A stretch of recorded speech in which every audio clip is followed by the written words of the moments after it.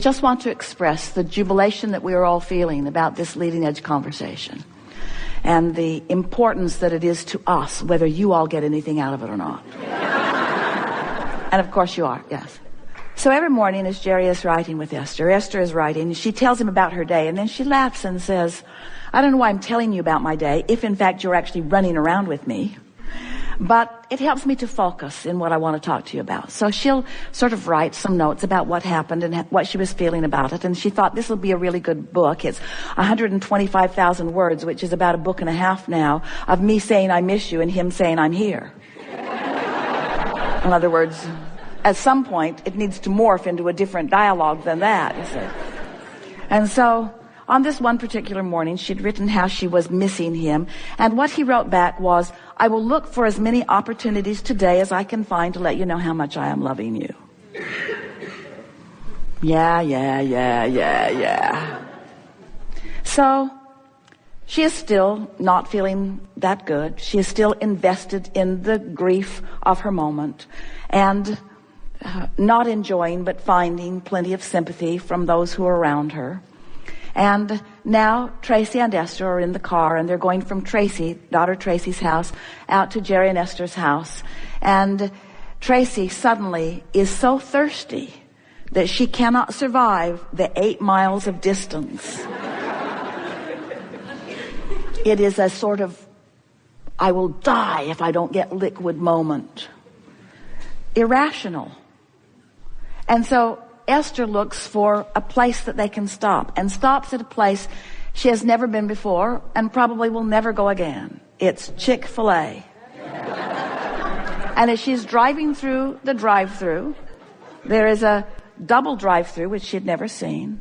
And as she looks over at the car, through her tears, the back window in letters this big said love, and the front window said you.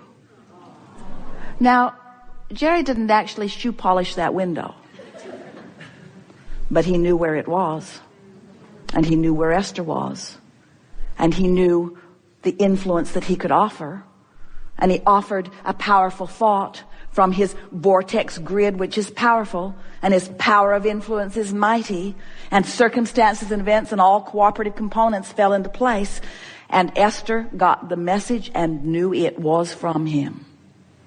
They got their drinks, they drove 8 miles, they pulled in the gate, and then in the other gate, and then in the garage, and as they're getting out of the garage, Esther noticed is a box that has just been delivered, just came by Federal Express. She opens it, and there are 8 gigantic cups that say, Big Love. Now, the cups were in motion. Her friend had already sent them. But the orchestration of the timing, you have to understand, the orchestration of the timing is about the interfacing. You have more non-physical energies of those you have loved, those of you have known, of those who are your relatives, of those who are of your ancestors, of those who are aware of you, this non-physical energy all coming forward into your now, all coming forward into your now. The continuum of love, the cycle of life. You are just beginning to understand the fullness of all of that. And when you pay attention a little bit, you'll begin to understand that to a person, you are loved and adored by that non-physical energy who is aware of you.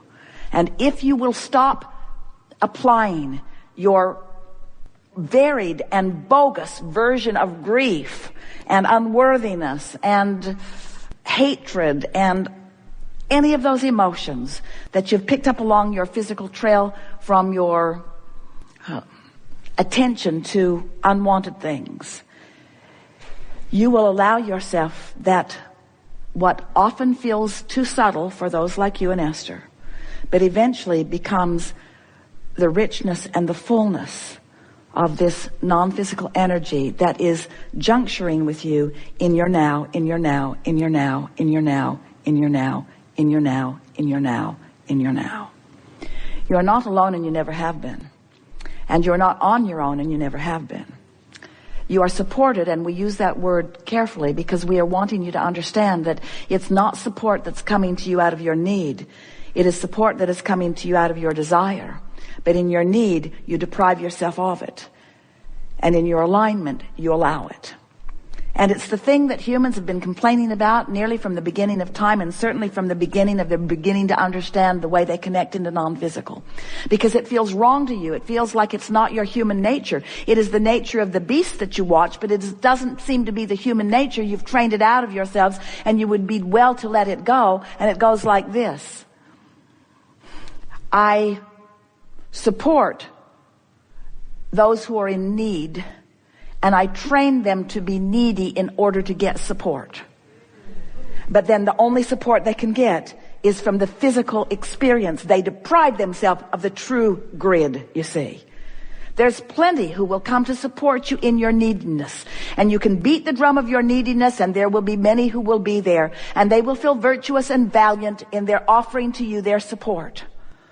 But the support that you're really looking for is the support that comes from inside the vortex. And it comes to you when you finally accept the perfection of your being, the juncture of the physical and the non-physical, the eternalness of your being, the never-endedness of that which is you, the love of that which is source. And it's ever, ever, ever offering to you. But you got to receive the love. You got to let it in. You've got to find a way of being a vibrational match to it. And for many of you, you're probably going to hurt really bad until you can't stand to hurt before you do that. But you don't need to let it get to that point. You can let it in anytime you decide to. You just got to find the willingness to do that. So you have to be wondering, well, Abraham, there are a lot of things in this world that when I look at them, I feel negative emotion because they are simply not the way I want them to be. And we acknowledge you came to explore and to personally decide what your preferences are. You've chosen this diverse universe. You've chosen this diverse, specific planet upon which you are co-creating. Because in your diversity, there is the opportunity for each of you to come to your own personal conclusions. And once you do, the power of the universe, the power of source energy, the power of alignment will back you up and assist you in the achieving of that. But so often you have split energy about it because you've long ago come to the conclusion of what you want, but you keep picking away at the reasons about why you want it. I want it because that isn't good, and I want it because that isn't fair, and I want it because that doesn't feel good, and I want it because I don't like that. And we say, if you could just leave the I don't want part of it out of the equation sooner, then you would align with what you want, and you would come into vibrational alignment with the power of the universe. If you've been listening to us for a while, and you have, you've heard us offer many different examples in order to help you to get a sense of this vibrational beingness that is all of us. We explain to you that as you sift through this contrast in your human form, that in your observation of what's going on around you, in your focus, in your imagining, in your attention, in your focus is the best word. In your focus, you are emanating vibrational rockets, and they precede you. Knowing what you don't want causes you to send off a rocket of desire of what you do want. And then we explain to you that law of attraction gathers those preferred rockets and holds them in a vibrational holding pattern, really eternally for you. There as a beacon for you to tune yourself into. So this vortex that we've been talking about, some find it difficult to get their thoughts around something that they can't see. It's really the only problem that you have with your physicalness. You are so good at translating vibration into the physical equivalent through what you see and hear and smell and taste and touch, that you want everything to be tangible. You want manifestation to show itself to you right away. And so you sort of count on manifestations to observe in order to adjust the way you feel. If you're observing a pleasing manifestation, you feel good and you say, yes, I would like more of that, please, or I demand more of that, yes. I want more of these pleasing things because when I look at pleasing things, I'm pleased, so please me, you say to your children, to your employers, to your employees, to your friends, to your mates, to your parents. Please me. Please me because I want to feel good. I want to feel good. You don't really realize that the reason you do feel good is because you're in complete alignment with all that you really are. And when you're in complete alignment with all that you really are, you're being all that you really are. You don't know that that's why you want to feel good. I want to feel good. I want to feel good. So please me because I want to feel good.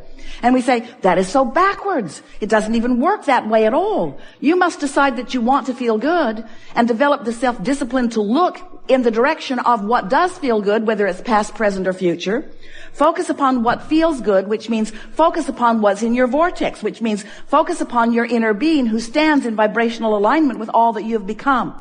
And when you focus in vibrational alignment with all that you have become, then what happens is you send out a singular vibration, not a mixed bag, know what I want, know what I don't want, a singular, steady signal. And in today's terminology, recently, if you've been listening to us in the last few weeks, we are calling that vibrational alignment, that basis of who you are. It's your vibrational grid. It's the vibrational framework that you were born with. It's this vibrational grid that when you line up with it, when you come into alignment with who you really are, your point of attraction is so powerful that anything that isn't in sync with it just bounces right off of it, bounces right off of it, bounces right off of it. And the good life, the path of least resistance, becomes what you're living. Now, sometimes you say, oh, path of least resistance sounds pretty lazy. And we say, those of you who have been attempting to apply the processes that we've been offering over all of these years would not call it a lazy effort, would you?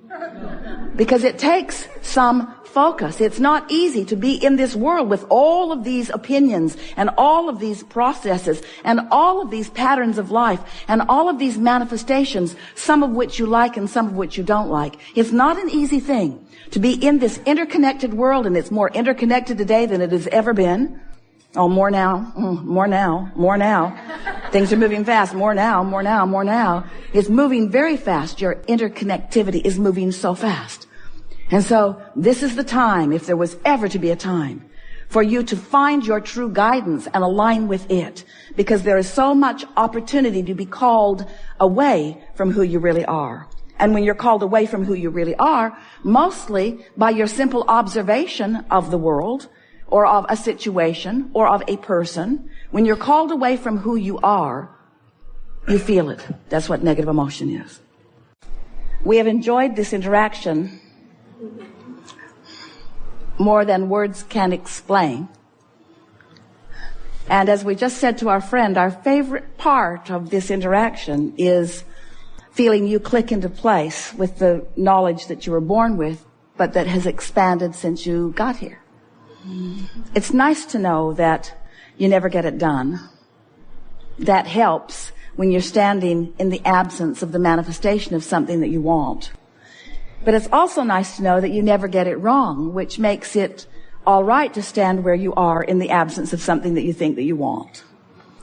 And we think that today you've come into a new place of understanding that what you want is for the feeling of it, and you can accomplish the feeling of it as soon as today if you want to. And once you do that, then the grid must begin filling in. We would like you to see this life experience as a veritable treasure hunt, because it is that. There isn't anything that you are deprived of, ever. Everything that you want is queued up for your realization. But you knew coming in that you wouldn't enjoy it if it got there all at once. And you knew coming in that you wouldn't enjoy it if somebody else told you what it should be. And you knew coming in that it had to be on your terms, that you would be carving it out of the details of your own life experience. And you knew coming in that if this time-space reality could inspire the desire within you, that this time-space reality has the wherewithal to deliver the full manifestation of anything that you could conjure as a result of living here.